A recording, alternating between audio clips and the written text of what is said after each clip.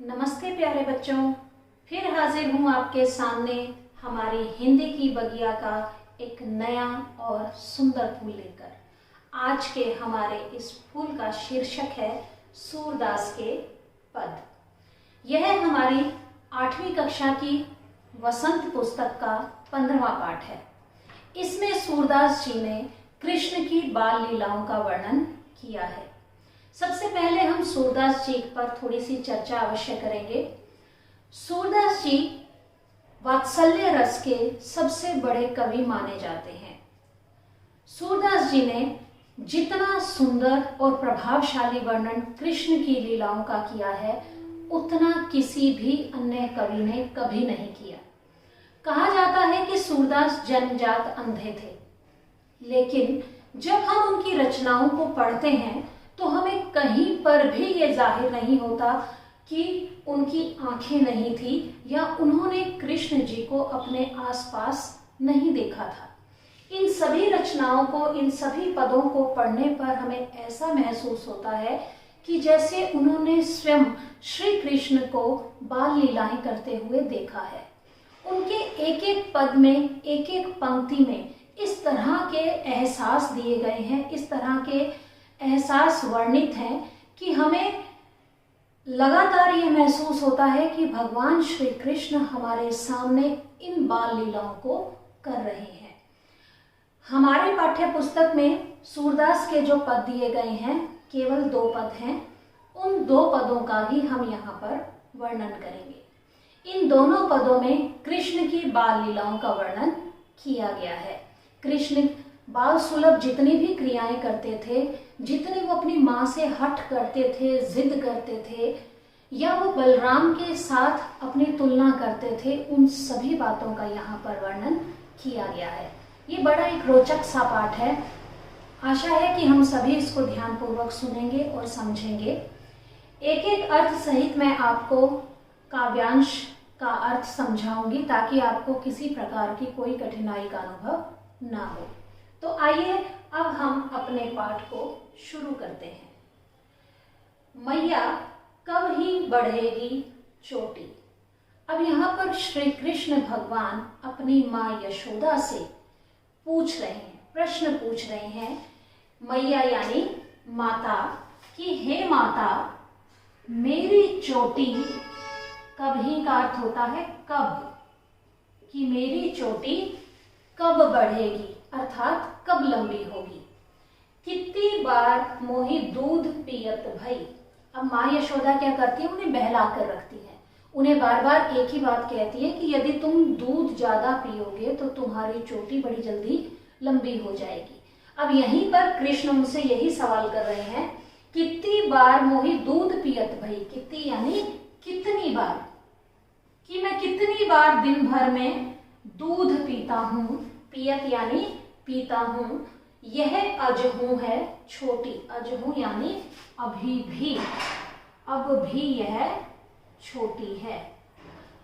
कृष्ण जी क्या कहते हैं कि हे मैया, मेरी चोटी कब बढ़ेगी। वो ये प्रश्न पूछ रहे हैं माता से कि मेरी चोटी कब लंबी होगी, कब बढ़ेगी। कितनी बार मोही दूध पियत भई, मैं कितनी बार दूध पीता हूँ, दिन में कितनी बार दूध पीता हूँ, लेकिन यह अजहू है छोटी, लेकिन अब भी यह बहुत छोटी है। तू तो कहती बल की बेनी ज्यों। बल अर्थात बलराम की यहाँ पर बात हो रही है। बलराम जो श्री कृष्ण के बड़े भाई थे। बेनी का अर्थ होता है चोटी। बेनी का अर्थ है चोटी। तू तो कहती बल की बेनी ज्यों। अब वे अपनी माता से शिकायत करते हुए कह रहे हैं कि हे माता, तुम तो हमेशा यह बात कहती थी कि यदि मैं दूध पीता रहूंगा, लगातार दूध पीऊंगा, तो मेरी चोटी बलराम के जैसी हो जाएगी, कि जितनी लंबी बलराम की चोटी है उतनी मेरी भी हो जाएगी। हवे है लांबी मोटी। लांबी यानी लंबी, और यह बलराम की चोटी के समान ही लंबी और मोटी हो जाएगी। अगली पंक्ति देखिए। काढ़त गुहत नहावत जय है। काढ़त का अर्थ होता है कंघा करना, यानी बालों में जो कंघी करते हैं, कंघा करना। गुहत, गुहत होता है गूथना, जैसे लड़कियां अपनी चोटी को गूंथ कर रखती हैं, तो इसका अर्थ होता है गूंथना।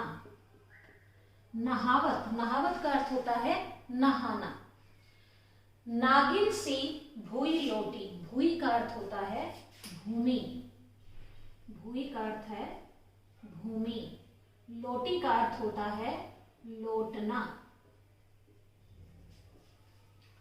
अब कृष्ण जी क्या कहते हैं माँ यशोदा से कि माँ, तुम तो हमेशा यह बात कहती थी कि कंघी करने से, चोटी को गूंथ कर रखने से और नहाने से मेरी चोटी क्या हो जाएगी, नागिन सी भूई लोटी, नागिन की तरह। जैसे नागिन लंबी और काली चिकनी होती है, उसी प्रकार से नागिन के समान भूमि पर लौटने लगेगी, अर्थात वो इतनी लंबी हो जाएगी कि वो धरती पर लौटने लगेगी, धरती को छूने लगेगी।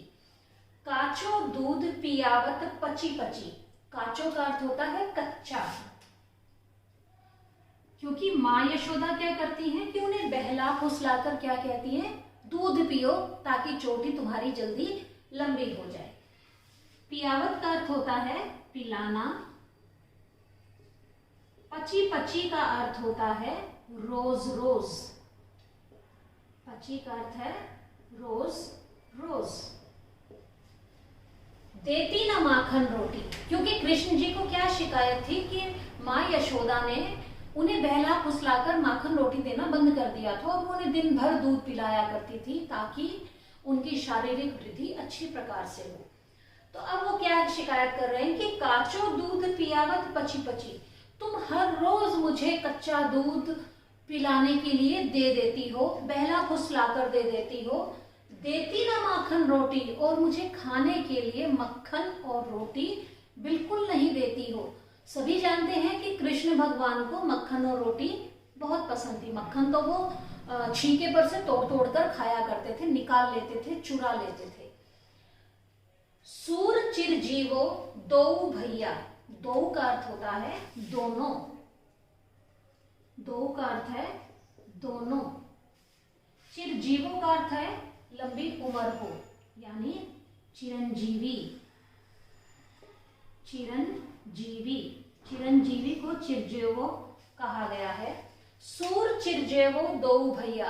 अब सूरदास जी उनकी इन लीलाओं को देखकर बड़े प्रसन्न हो रहे हैं और मन ही मन हर्षाते हुए क्या कह रहे हैं वो, कि दोनों भाइयों की उम्र जो है, यानी कृष्ण और बलराम दोनों की उम्र बहुत लंबी हो। हरि हलधर की ज्योति, हरि यानी भगवान कृष्ण, हरि का अर्थ होता है कृष्ण, और हलधर, हलधर भगवान को कहा जाता है, भगवान बलराम को कहा जाता है हलधर, क्योंकि वो हल को धारण करने वाले थे, इसलिए उन्हें बलराम कहा जाता, बलराम को हलधर कहा जाता है। कि ज्योति, ज्योति का अर्थ होता है जोड़ी। अब सूरदास जी मन ही मन हर्षाते हुए क्या कहते हैं कि कृष्ण और बलराम की दोनों की जोड़ी हमेशा बनी रहे और दोनों की आयु लंबी हो। फिर से एक बार को समझने का प्रयास करते हैं। मैया कभी बढ़ेगी चोटी, कृष्ण जी अपनी माता से शिकायत करते हुए, प्रश्न करते हुए कह रहे हैं कि हे माता, मेरी चोटी अब कब बढ़ेगी। कितनी बार मोहि दूध पियत भई, यह अझू है छोटी, कि मैं दिन भर में कितनी बार दूध पीता हूं लेकिन यह अभी तक छोटी है। तू तो कहती बल की बेनी जो हवा है लांबी मोटी, तुम तो ये कहती थी कि यदि मैं बार बार दूध पीऊंगा तो मेरी चोटी बलराम की चोटी जैसी लंबी और मोटी हो जाएगी। काढ़त गुहत नहावत जय, नागिनी सी भोई लोटी, कि कंघा करने से, बालों में कंघा करने से, चोटी को गूंथने से और नहाने से, यानी बालों को अच्छी तरह से नहा धोकर साफ करने से मेरी चोटी जो है वो नागिन के समान चिकनी और सुंदर हो जाएगी और वह धरती पर लौटने लगेगी, अर्थात वह इतनी लंबी हो जाएगी कि धरती को छूने लगेगी। काचो दूध पियावत पची पची, देती ना माखन रोटी। तो मुझे रोज इसी बहाने से बहला फुसला कर कच्चा दूध पिलाती है, लेकिन मुझे खाने के लिए मक्खन रोटी बिल्कुल भी नहीं देती है।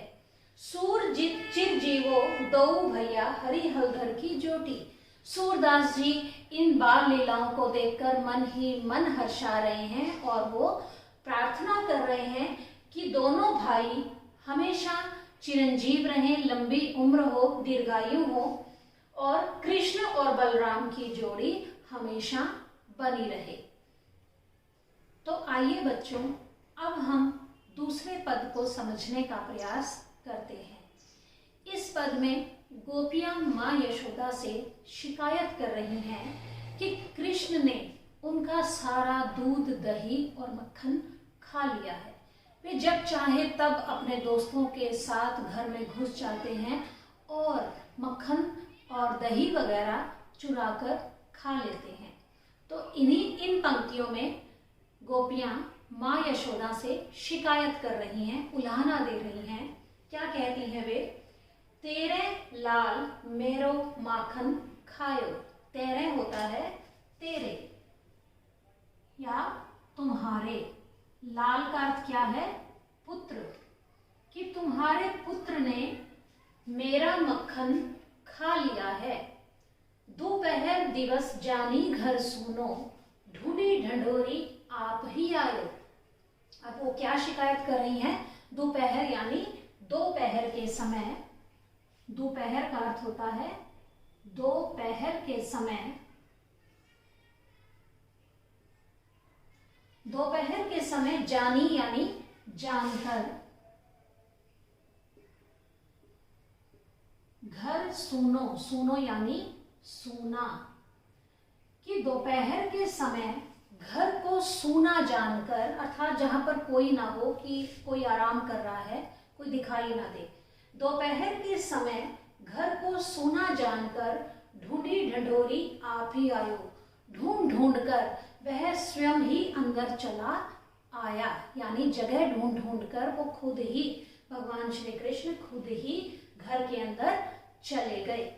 खोली किवारी, किवारी का अर्थ क्या होता है? दरवाजा। कि उन्होंने दरवाजा स्वयं ही खोल लिया। पैठी मंदिर में, पैठी होता है प्रवेश करना, और कहां पर प्रवेश कर गए? मंदिर में प्रवेश कर गए या मंदिर में चले गए। अब क्या किया कृष्ण ने? दोपहर के समय जब घर उन्हें सूना दिखाई दिया, खाली दिखाई दिया, तो वे ढूंढ ढूंढ कर अपने आप ही रास्ता बनाकर अंदर चले गए, दरवाजा खोला और पैठी मंदिर में प्रवेश कर गए। दूध दही सब सखनी खवायो। सखनी का अर्थ होता है मित्रों को, और सारा दूध दही मक्खन जो भी वहां पर रखा हुआ था वो क्या किया? अपने सारे मित्रों को खवायो अर्थात खिला दिया। उखल चढ़ी सीके को लीन हो। उखल, ये उखल है जिसमें कोई चीज कूटी जाती है, वो उखल है। चढ़ी यानी चढ़कर, सीके यानी छीके, छीके को लीन हो। छीके, जब कोई रस्सी की बनी हुई कोई चीज होती है और उसको ऊपर करके टांगा जाता है, जैसे ये मटका इसमें रखा गया है, ये यहाँ पर मक्खन है और ये रस्सी लगी हुई है, ऊपर बांध दिया जाता है ताकि कोई बिल्ली वगैरह उसको खा के झूठा ना कर दे, ये छीका कहलाता है। तो ये काफी ऊंचा बंधा होता था पुराने समय में। वर्तमान में तो हम नहीं रखते हैं, हम हर चीज को रेफ्रिजरेटर में रखते हैं, लेकिन पुराने समय में क्या करते थे कि ये सामान को ऊंचा बांध देते थे ताकि कोई बिल्ली या कुत्ता आकर उस पर मुंह ना मार दे। तो उखल चढ़ी, कृष्ण ने तब क्या किया कि उखल पर चढ़कर, इसके ऊपर चढ़कर सीके को लीन हो, इस छीके को ले लिया, इस छीके को ले लिया। अनभावत भूमि में ढरकायो। अनभावत, जो अच्छा ना लगे, जो अच्छा ना लगे उसे कहा जाता है अनभावत। भूमि यानी पिछले पद्य में भी बताया गया था, भूमि का अर्थ है भूमि। ढरकायो यानी गिरा दिया। अब श्री कृष्ण ने क्या किया, उखल पर चढ़े, छीके को ले लिया, अपने हाथ में ले लिया, अनभावत भुई में ढरकायो, जो अच्छा लगा वो खा लिया, लेकिन जो अच्छा नहीं लगा उसे धरती पर गिरा दिया, उसे भूमि पर गिरा दिया। दिन प्रति हानि होती गोरस की, प्रतिदिन जो है वो गोरस की यानी गाय के दूध से जो घी, मक्खन, दही वगैरह प्राप्त होता है उसे गोरस कहा जाता है, कि गाय से प्राप्त होने वाली इन सारी वस्तुओं की रोज हानि हो रही है। यह ढोटा कोने ढंग लायो, ढोटा का अर्थ होता है लड़का, यानी कृष्ण जी के बारे में बात की जा रही है कि यह लड़का कोने किस तरह का, किस प्रकार का जो है वो शरारतें, ढंग होता है वैसे तो तरीका कहा जाता है ढंग को, लेकिन यहाँ पर हम क्या लेंगे, शरारत, हम यहाँ पर उसको कहेंगे शरारत। अब वो क्या शिकायत कर रही है कि इस तरह से, जिस तरह से कृष्ण आकर कुछ खा लेते हैं और कुछ बाकी जो उन्हें अच्छा नहीं लगता वो धरती पर गिरा देते हैं, तो क्या होता है, उससे गोरस की यानी गाय से जितनी भी वस्तुएं हमें प्राप्त हो रही हैं उन सब की हानि हो रही है। और वो यह भी शिकायत करती है कि ये लड़का किस तरह की, यानी भगवान कृष्ण किस तरह की अनोखी अनोखी शरारतें करते रहते हैं, कि किसी बच्चे को हमने इस तरह की शरारतें करते हुए नहीं देखा, लेकिन कृष्ण जो है वो अद्भुत तरह की शरारतें करते हैं। सूर श्याम को हटकी न राखे। अब सूरदास जी क्या कहते हैं कि गोपी उल्हाना देते हुए माँ यशोदा को कह रही है, श्याम यानी श्याम को, कृष्ण को, हटकी न राखे, कि अपने लड़के को तुम समझाकर, हटकी का अर्थ होता है समझाकर नहीं रखती हो। अब वो क्या उल्हाना दे रही है कि तुम अपने पुत्र को समझाकर नहीं रखती हो, यदि तुमने समझाया होता तो इस तरह से वो हमारी हानि नहीं करता।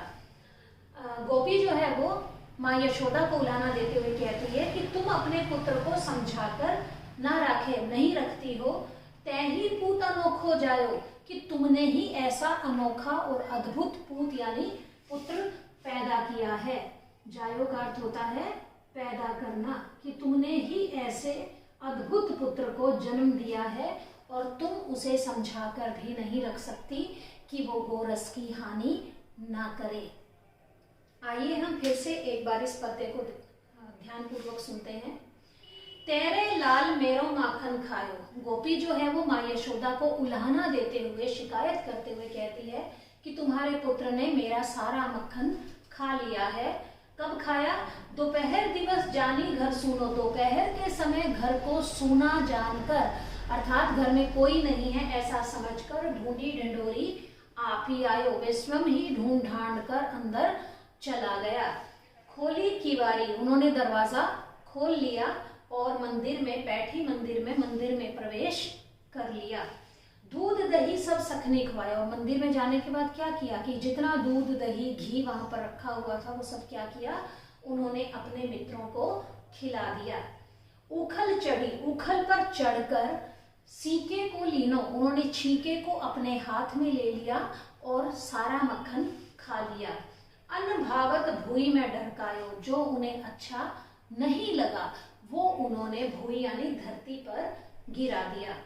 दिन प्रति हानि होती गोरस की, अब वो शिकायत करते हुए क्या कह रही है कि जिस तरह से कन्हैया जो है वो व्यवहार कर रहा है, जिस तरह से रोज हमारे मक्खन को दही को खाकर और बिखेर देता है, उससे हमारे गोरस की यानी गाय से प्राप्त होने वाली वस्तुओं की हानि हो रही है, हमें नुकसान हो रहा है। यह ढोटा कोने ढंग लायो, ढोटा का अर्थ क्या है, लड़का, कि ये लड़का पता नहीं किस किस तरह की अनोखी अनोखी शरारतें करता रहता है, ऐसा हमने पहले कभी नहीं देखा है। सूर्य श्याम को हटकी न राखी। अब सूरदास जी क्या कहते हैं कि माँ यशोदा को फिर से गोपी उल्हाना दे रही है कि तुम हटकी, अपने पुत्र को, हटकी का अर्थ होता है समझाकर, कि तुम अपने पुत्र को समझाकर नहीं रखती हो। तैही पूत अनोखो जायो, कि तुमने ही लगता है किसी अनोखे पुत्र को जन्म दिया है, क्योंकि ऐसी शरारतें पहले कभी भी कोई भी बच्चा नहीं करता था। तो आशा है आप सभी को यह पद्यांश, दोनों पद्यांश अच्छी प्रकार से समझ आ गए होंगे। इस पूरे पद्य में सूरदास जी की भाषा जो है वो ब्रज भाषा रही है। तो पूरे पद्य में जो है वो ब्रज भाषा का प्रयोग किया गया है। भाषा जो है वो सरल है, सहज है। हमें इनको समझने में, अर्थों को समझने में कोई खास कठिनाई का सामना नहीं करना पड़ता है। एक बार पंक्ति पढ़ने पर हमें अर्थ समझ में आ जाता है। तो ब्रज भाषा का सरल और स्वाभाविक प्रयोग है। भाषा आसानी से समझ में आती है। और सबसे बड़ी बात क्या है कि सूरदास जी ने बड़े ही भावपूर्ण ढंग से कृष्ण की बाल लीलाओं का वर्णन किया है। तो अच्छी प्रकार से इस पाठ को पढ़िए और समझिए। हम अगली कक्षा में फिर मिलते हैं। धन्यवाद।